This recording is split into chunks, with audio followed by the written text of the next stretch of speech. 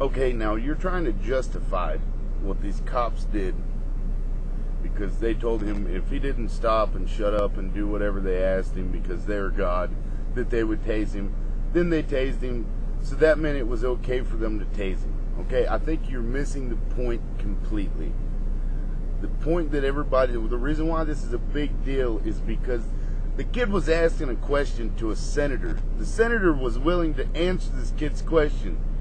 These police, rent-a-cops, whatever you want to call them, decided they had the authority to take this guy out because they didn't like his question, or perhaps in the background, Kerry's people told them to escort him out, but he was going to pretend like he didn't really want them to escort him out. I think you're missing the point that a guy's asking a question, however obnoxiously, doesn't really matter because he was making a valid point and he was very articulate in what he was saying.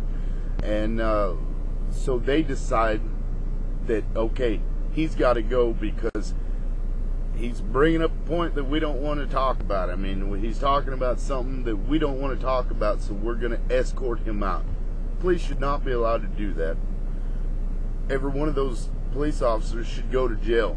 Okay, I can't remember what law it is, but there's a law that says that if the cop is in the wrong, you have the right to defend yourself. I think maybe you missed that somewhere. I don't know. If you would like, I can go back and cite that law. However, it's hard to prove it unless you have, 30 people with video cameras taping the thing that's going on. As far as the tasing goes, if you look, they had already had him on his back, had 5 cops on top of him, and I can't really tell for sure not if they had both the cuffs around his arm, but I'm pretty sure they had him cuffed. Then they tased him. Then they tased him because he wouldn't shut up. That's the problem that we're facing today. The more you let the cops run over you, the more they're going to do it. The more times you let the government take away and strip your rights of free speech, the more they're going to do it because they know that you'll let them. You've become the little pussy coward that will just, oh, okay, please, I don't want to go to jail because to stand up for my right.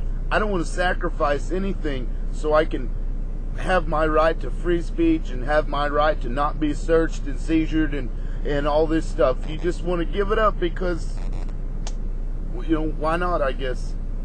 So you, sir, are a dumbass, and I hope next time you get into something with a cop and he's doing something wrong to you, I hope your fucking ass gets tasered.